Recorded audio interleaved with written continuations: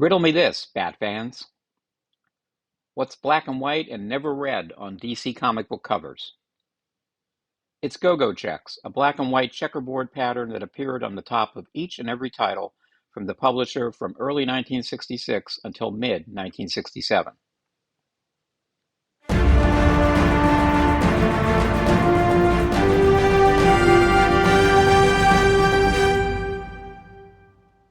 Welcome back to Tales from My Spinner Rack. I'm Gary Sassman, the former Director of Programming and Publications for Comic-Con International San Diego, and this is episode 11 of my ongoing series of nostalgic looks back at the comics I loved while growing up in the 1960s and 70s. This episode is a recreation of my San Diego Comic-Con 2024 presentation, which I like to call DC Comics in the Swingin' 60s. The Go-Go Checks Gambit. You may have seen my Comic-Con 2023 presentation, Jimmy and Lois, Still Crazy After All These Years, here on the official Tales from My Spinner Rack YouTube channel. It chronicles the wonky adventures of Superman's pal, Jimmy Olsen, and Superman's girlfriend, Lois Lane, in their comics of the same names. In that Tale from My Spinner Rack, I touched briefly on the Go-Go Checks phenomenon, which was created to make DC's titles stand out on the very crowded mid-1960s newsstands. DC's Irwin Donenfeld was, at various times, the editorial director, business manager, and VP at DC, and, purely coincidentally I'm sure, the son of Harry Donenfeld, the co-owner of the company. He explained in an interview with John B. Cook in Tomorrow's Publishing's Comic Book Artist magazine, number 5, in 1999, in those days, comics were on the newsstands with vertical slots for the magazines. I wanted to have something that showed DC Comics were different than anything else. So I worked it out with Sal Harrison, DC's head of production, and put that checkerboard across the top. So wherever these magazines were displayed, you could always see a DC comic from way back. It was to distinguish us from anybody else. But Carmine Infantino, who Donenfeld himself promoted to cover editor, art director, editorial director, and who eventually became DC Comics publisher, said, "It was the stupidest idea we ever had because the books were bad in those days, and that just showed people right off what not to buy." The 1960s was the last decade during which newsstand sales of comics were big. The success of the burgeoning Marvel Comics line under Stan Lee, Jack Kirby, and Steve Ditko, just to name a few, pushed just about every publisher back to superheroes. DC started it all with the debut of Superman in Action Comics number 1 in 1938. They revived and revamped some of their dormant superheroes like the Flash, Green Lantern, the Atom, Hawkman, and the Spectre, starting in the mid-50s through the early 60s, and contributed to the giant flow of superhero material once again flooding the market. But it was also the beginning of the end for the mom-and-pop corner candy stores and newsstands that had been the primary vehicle for comic book sales for decades. Soon comic book shops would become the main source for new and old comics for readers and collectors.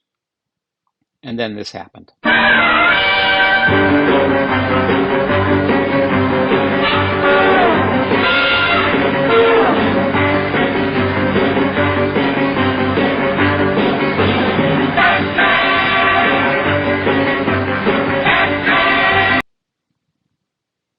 You thought I was going to play the whole song and make you sing along, didn't you?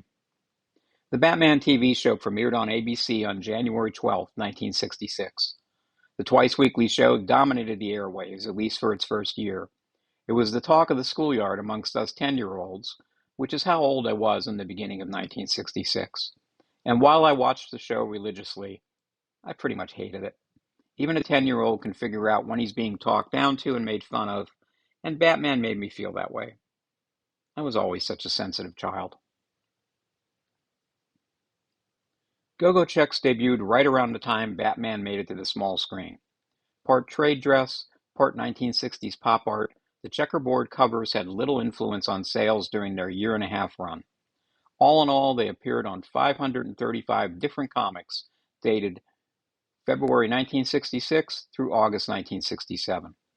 DC's entire line, 51 titles in all, was affected. And while Donenfeld insisted It wasn't a bad idea.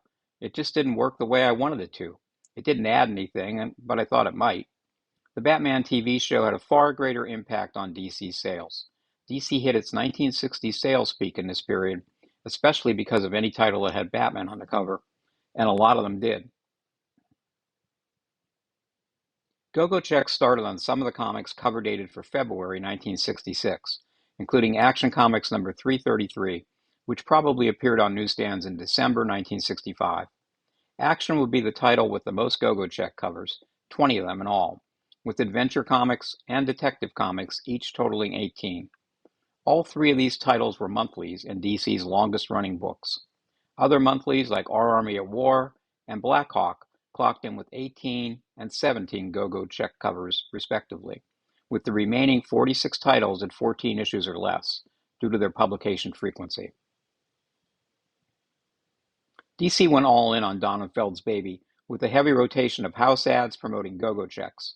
Some told readers that the new look was coming, or urged them to look for the checkerboards on books and don't hesitate, choose the mags with the Go-Go checks. Before you buy, check and double check. And this dynamite choice one, which pointed out that DC sold twice as many comics as any competitor and begged for some kind of sad validation. We must be doing something, right? The allure of the Batman TV show's Riddler was utilized, of course with a riddle. Why is a carrot like a DC magazine? Because neither one can be beat. Get it? It's a vegetable pun. Even the house ads advertising other comics currently on sale in the DC line had a Go-Go checks motif. And then there was one Go-Go checks ad in a class all its own, featuring this limerick, definitely written by a middle-aged guy desperately trying to sound hip to kids. Said a cat suffocating in Squaresville, I have moved to the wide-open Airsville, 'cause those mags from DC set me off on a spree. They are strictly from None Can Comparesville. Speaking of hip, could there be a quartet of less hip-looking teenage superheroes than the 1960s Teen Titans in this subscription ad from the Go-Go checks era? Get with it, cats. Dig this offer. It's a DC definitely cool bargain. Strictly from Squaresville, Daddy-O. One welcome addition to the comics during the Go-Go checks era was Direct Currents, a full or half-page checklist of DC comics currently on sale. Undoubtedly inspired by Marvel's own Mighty Marvel checklist, which appeared on their bullpen bulletins pages, this was one smart thing to copy from their competitor. The original DC Currents logo also incorporated the Go-Go checks checkerboard. Carmine Infantino was cover editor and designer at this point, and he penciled some of the greatest Batman covers in the Go-Go checks era. Here are a few of my favorites. This unforgettable Poison Ivy cover from Batman number 181, June 1966. These two black background covers, number 179 and 184, that are very evocative of the TV series. A Wild Joker cover, number 186, November 1966. And a spooky reintroduction of classic Bat Batty the Scarecrow in number 189, February 1967. Over in Detective Comics, the equally unforgettable $1 Million debut of Batgirl cover from number 359, January 1967. Number 352, June 1966, with those Infantino hands made famous in his other DC art jobs like The Flash and Adam Strange. And number 355, September 1966, with a giant hangman holding a defeated Caped Crusader. Holy gallows indeed, Batman. Another Batgirl cover, number 363, May 1967. And number 365, July 1967, featuring the house the Joker built. Infantino wasn't the only one drawing Batman. He was seemingly on every other DC comic cover. In addition to his own titles, plus his regular team-ups with Superman and World's Finest, he was about to take over the Brave and the Bold for the next 140 issues or so. The Caped Crusader was front and center for a run of Justice League of America covers, even fighting a giant alien in outer space. He appeared as a pallbearer at Aquaman's funeral, and crashed a health club to save comedian Jerry Lewis from the Joker. Yes, there really was a Jerry Lewis comic book. Stay tuned. The TV show made the company both bat crazy and superhero crazy causing a number of weird misfires with new heroes, new concepts, and new titles. Here are some of my favorite Go-Go-Chex era books, stories, and characters from my personal collection, fresh off the spinner rack. It was a weird and wonky time for DC, and most of these books show it. Let's start with the big blue Boy Scout himself, Superman, with issue number 194, which contained one of editor Mort Weisinger's darkest imaginary stories, The Death of Lois Lane. And even though Otto Binder wrote it, and Kurt Swan and George Klein drew it, it sure seems like it was conceived by someone going through a bitter breakup. This story is so dark and so complicated, I'm not sure I can do it justice, but here goes. After losing his powers and memory of being Superman, Clark Kent marries Lois Lane, and they have a son, Clark Jr. After Clark Sr. regains his memory, but not his superpowers, Archfiend Lex Luthor coerces the Kents into revealing Superman's real identity and hypnotizes Lois into killing her husband. I have a surprise for you. I'm going to kill you. Lois pulls out a gun from her purse while driving with Clark, who dives out of the car they're in, otherwise he's a gone gander, causing Lois to hurtle off a cliff to her death. That's EA number 1. Luthor uses a Superman robot to make Clark Jr. think his dad deliberately killed his mom, and the villain makes up a secret affair with Lois, which causes Clark to go into a jealous rage, forcing Clark Jr. to kill his dad. That's EA number 2, which was Luthor's plan all along. But the Superman robot, racked with guilt, kills Luthor with a vaporizer gun. EA number 3. Lots of EAs in this story. And then self-destructs from a guilty conscience, while Clark Jr. reveals he faked his dad's death. Now Superboy, he builds a touching Mount Rushmore-like memorial to the late Lois Lane. I supercarved that memorial to Mom. Sob. The end. Superboy was a big part of Mort Weisinger's Superman family in the 1960s, and issue number 131 was published in the Go-Go-Chex era. Kurt Swan's great cover showed the Boy of Steel being pummeled by disembodied arms in The Fists and the Fury, and no, that story didn't involve either Kung Fu or Clark Kent being a typical horny teenager. But the real standout tale on this issue is The Dog from SCPA, featuring Krypto, the Dog of Steel, as he joins the Space Canine Patrol Agency. While out on space patrol, Krypto comes across Mammoth Mutt, a dying patrol agent.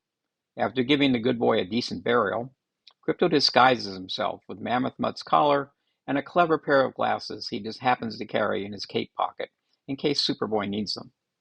He becomes Secret Agent Air Dale, the flying dog, and pursues the dirty dogs who killed Mammoth.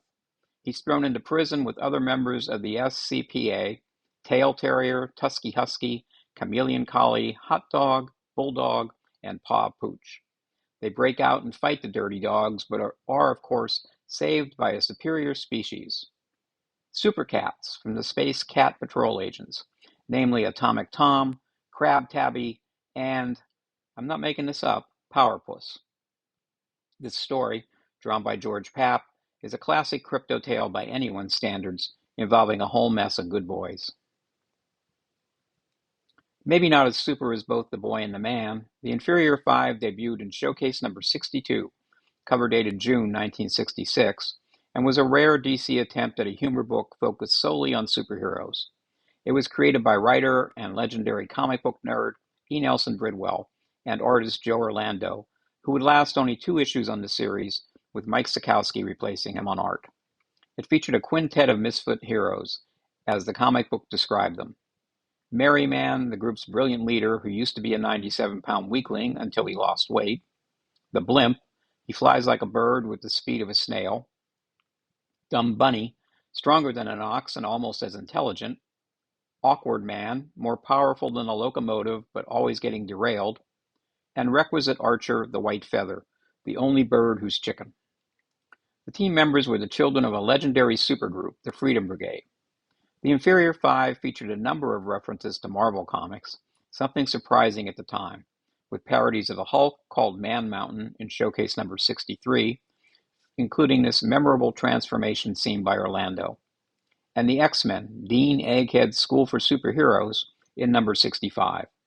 They graduated to their own series, which lasted 10 issues, stopping in 1968, with an additional 2 issues published in 1972, which saw the return of Joe Orlando as penciler. The superhero parody concept caught on, at least a little. Within a year, Marvel would introduce Not Brand Ech, its own humor title, focusing on making fun of both itself and DC. The Inferior Five weren't the only heroes, this term used loosely, to come up against a marvelous, big, Hulk-like creature. The Brave and the Bold number 68 featured Batman and Metamorpho, the Element Man, duking it out as the Caped Crusader became, dramatic pause, Bat-Hulk. Batmania was huge when this issue came out, cover dated for November 1966, and in fact, after only 4 more issues, Brave and Bold would become an all-Batman team-up all the time kind of book. This issue, by Bob Haney and Mike Sekowsky, hang on to those names, they'll be back, has Batman the victim of a vicious plot by his main enemies, Joker, Penguin, and Riddler, also the most famous TV show villains, purely coincidental, I'm sure.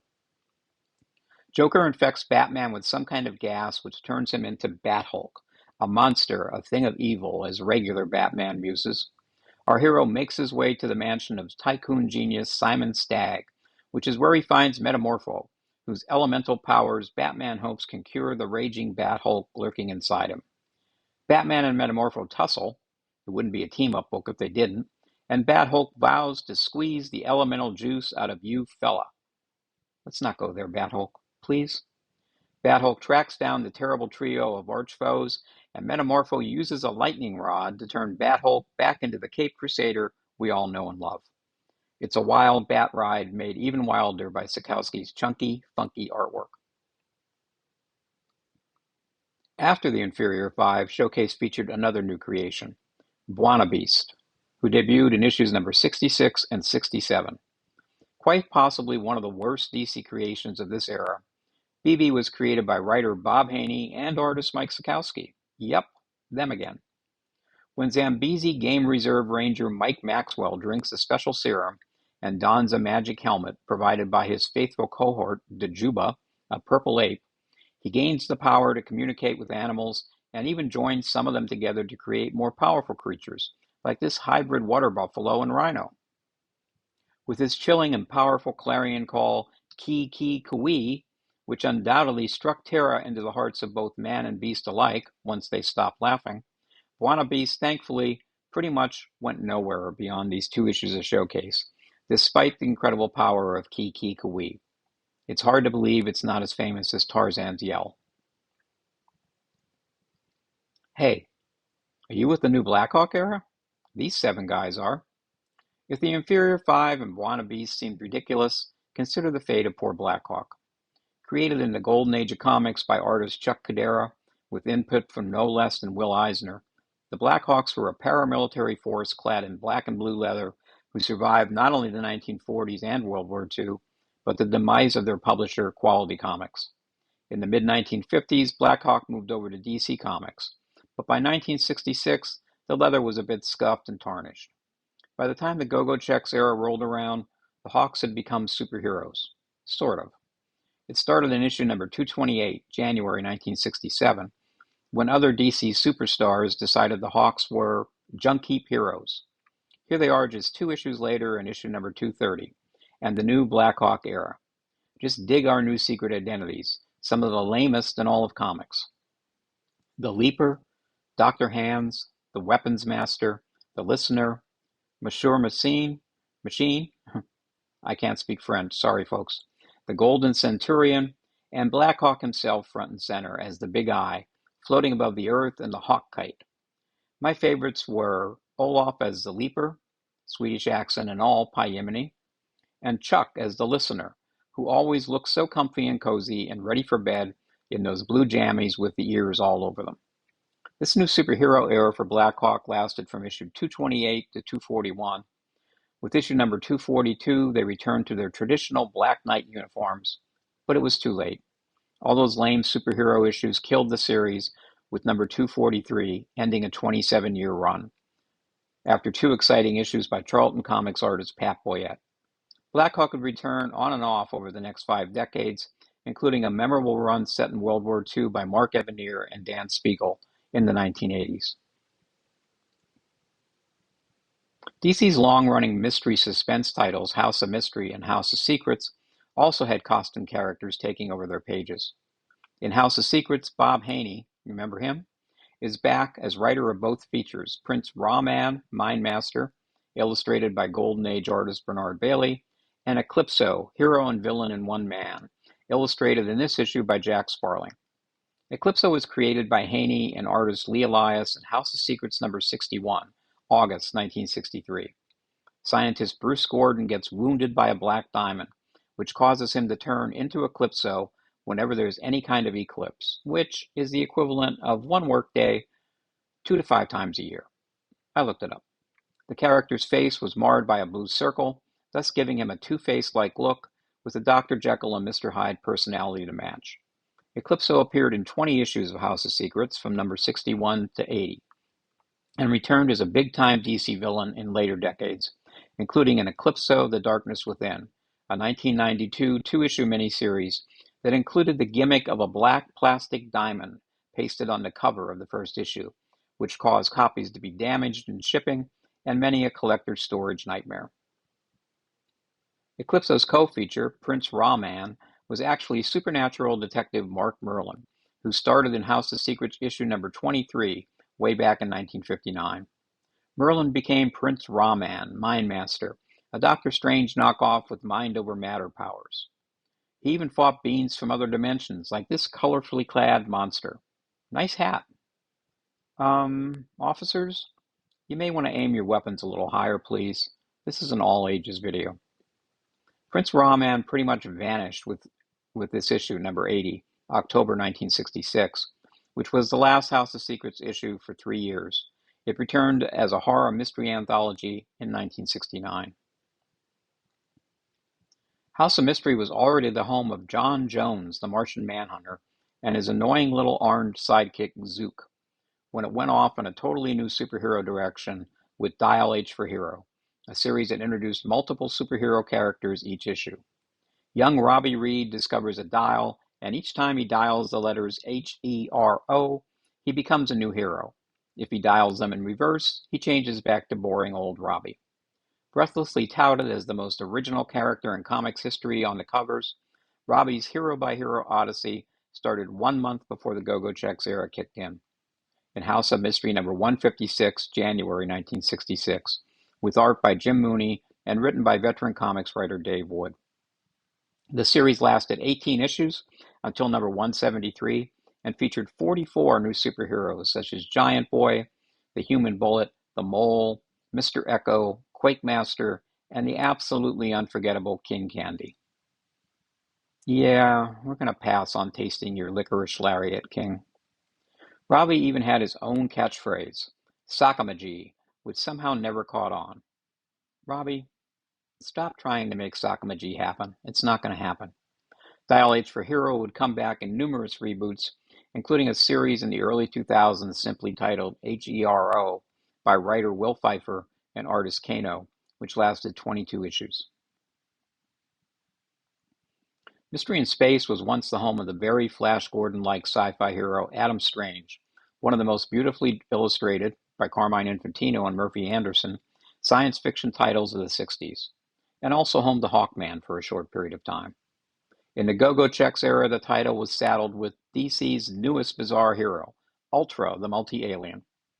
Ultra was astronaut Ace Arn, shot by 4 separate aliens, all using guns that transformed their victims into their own species, thus giving him 4 different looks throughout his body. Created by writer Dave Wood and artist Lee Elias, Ultra first appeared in Mystery in Space number 103, November 1965, just before the Go-Go Checks era kicked in. He lasted only 8 issues before the title was canceled with issue number 110, returning in 1980 as a sci-fi anthology title. Despite art by the great Lee Elias, Ultra somehow didn't catch on. But to be honest, with his body split into 4 different designs, he was reminiscent of Metamorpho, another bizarre DC hero, one with more staying power, that was also created right before the Go-Go Checks era.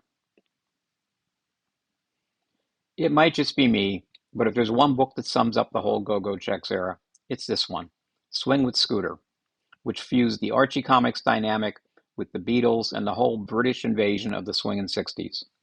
DC wasn't doing teen books at this time, mid-1966, but Scooter seemed to be the perfect fit. Created by editor Jack Miller, writer Barbara Friedlander, who was a Comic-Con guest in 2023 and one of the recipients of the Bill Finger Award for Excellence in Comic Book Writing, and artist Joe Orlando, Scooter was the swingin'est, go-goingest rocker in orbit, a hit town since the Beatles. As a young woman living in New York City and working in an industry dominated by older males, Friedlander provided a much-needed younger sensibility to the character. She was the writer for the first 11 issues of the title, after which Scooter became more of an Archie clone, with art by famed Archie cartoonists like Stan Goldberg and Henry Scarpelli. The title lasted a respectable 36 issues, ending in November 1972. It even had a couple of issues where it was a bit of a teen magazine hybrid. And while DC wasn't doing any teen books, they were publishing a whole line of romance comics. During the Go-Go Checks era, DC had 7 different romance titles: Falling in Love, Girls' Love Stories, Girls' Romance, Heartthrobs, Secret Hearts, Young Love, and Young Romance, all shown here in their Go-Go Check glory. Young Romance was the first ever romance comic series and was created by the legendary team of Joe Simon and Jack Kirby for Crestwood Publications, also known as Prize Comics, in the late 1940s. Young Love joined their Crestwood line soon after, and both titles were eventually sold to DC Comics. The DC Romance line had different editors, writers, and artists, including John Romita and Gene Colan, both of whom defected to Marvel in the mid-1960s, and many other great artists who labored almost exclusively at DC on the romance titles, like Tony Abruzzo, who did that lovely Young Romance cover at left, and was frequently copied by Roy Lichtenstein for his pop art paintings stolen from comic book panels. Liz Berube, one of the few women romance cartoonists of that time who signed her work simply Elizabeth, and J. Scott Pike, who co-created Jan of the Jungle for Atlas Comics and created the memorable Dolphin character for DC, which appeared in only one issue of Showcase. These romance comics from DC are almost a lost art form. Very few of the stories have been reprinted, and there isn't a lot of historical information about them available either, which is a shame because some of them are really beautiful. Here's one of my personal faves from the Go-Go Checks era, Young Love number 57, which features the heart-rending story, How Long Can I Go On Loving the Man I Hate? The art in this story is by Manny Stallman, and it's great. Very illustrative and fashion-conscious, and set firmly in the swingin' 60s. And the story, well, Gary tells Myrna they should take a break, so she enlists her cousin Carol to fake falling in love with Gary, so she can dump him and break his heart. But Carol falls in love with Gary, and Myrna now hates both her cousin and the man she loves even more. But then Gary realizes he really loves Myrna, and he proves it by returning his friendship ring to her finger. Honey, never take this off again. Such a commitment. Watch out for these guys named Gary, ladies. They're heartbreakers, especially if they're toting around friendship rings.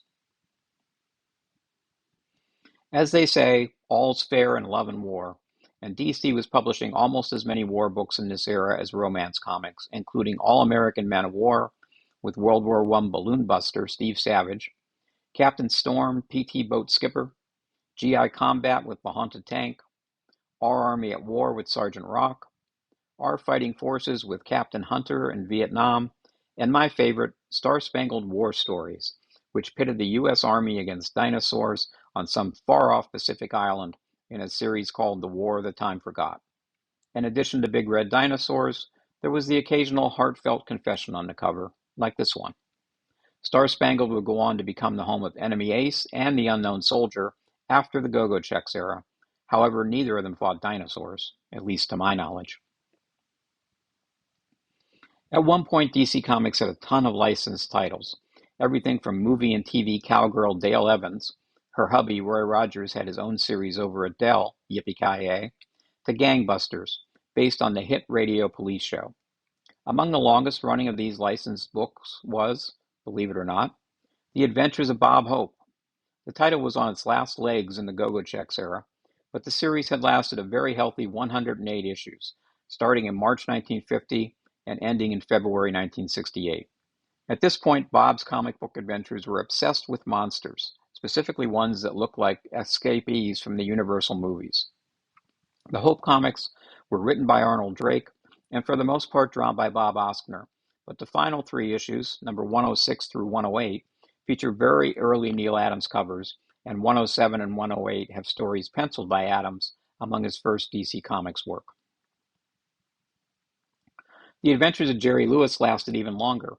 It started in 1952 as The Adventures of Dean Martin and Jerry Lewis, but when the duo famously split up in the mid-1950s, Jerry got custody of the comic book, starting with issue number 41, cover dated for November 1957. Jerry's series would last until issue number 124, June 1971, and during the Go-Go Checks era, it, of course, featured Batman on the cover of issue number 97, November 1966. It's Ho-Ho Homicide when Batman meets Jerry. Written by Arnold Drake and drawn by Bob Oskner, all we can say is, holy sellout, Batman.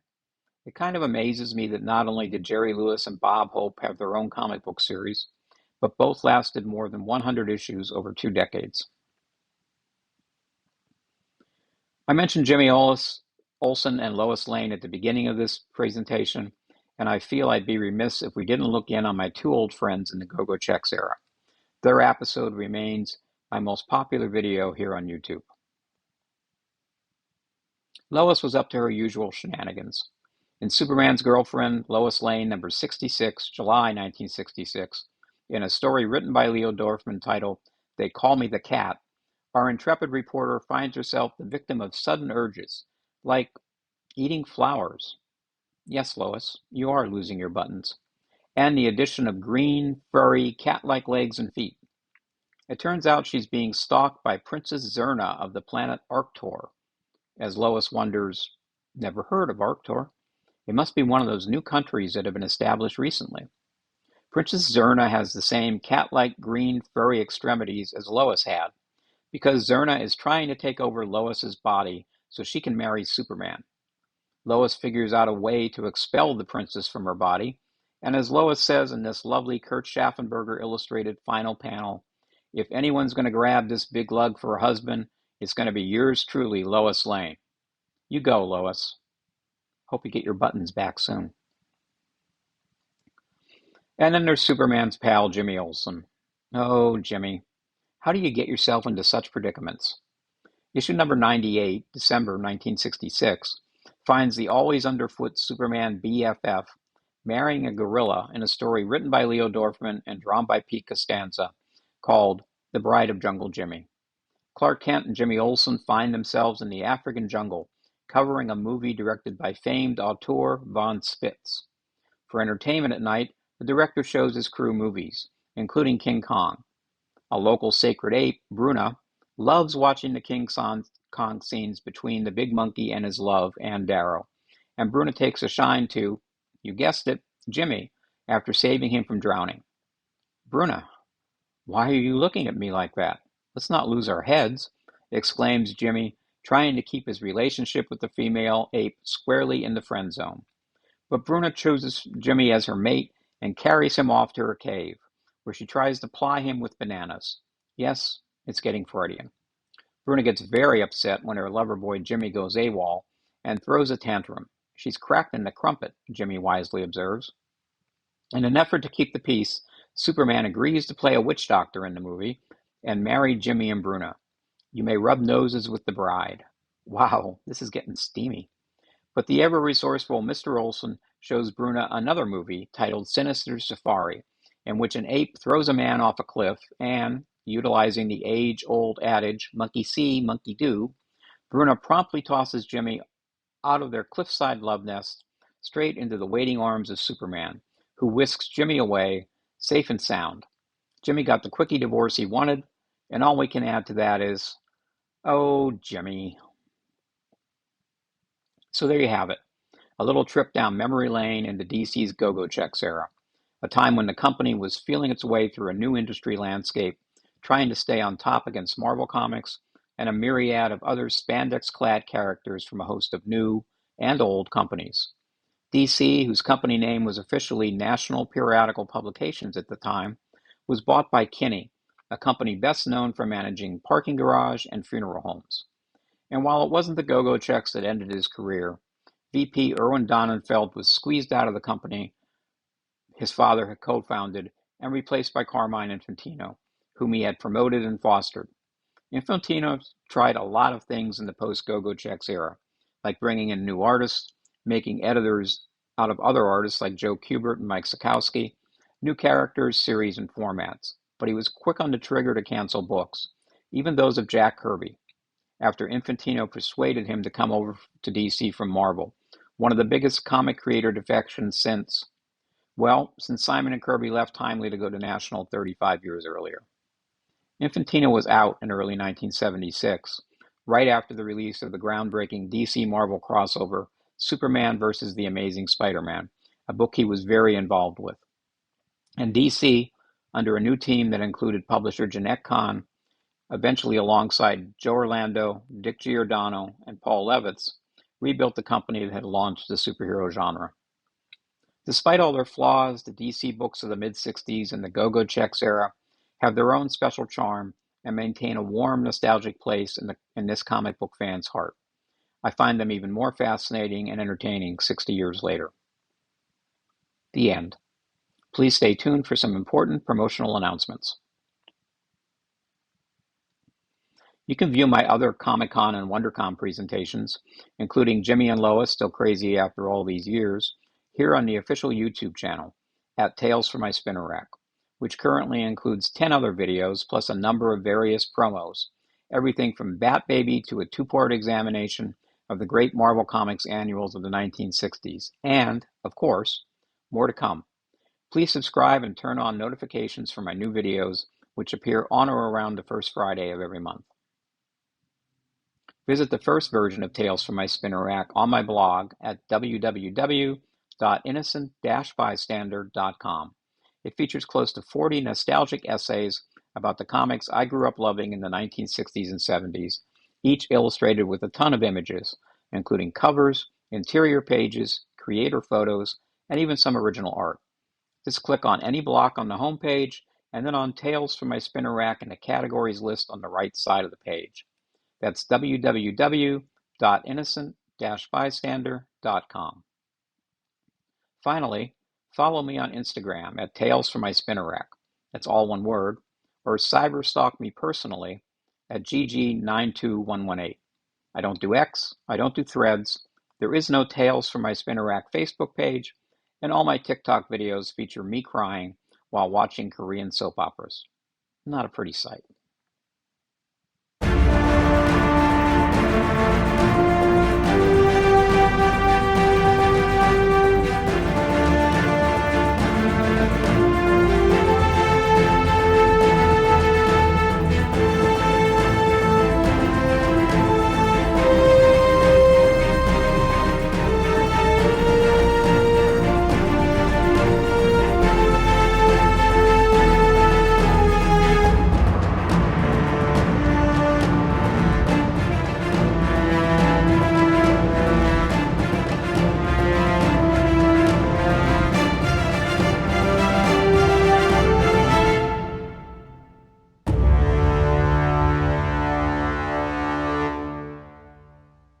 Thanks for watching.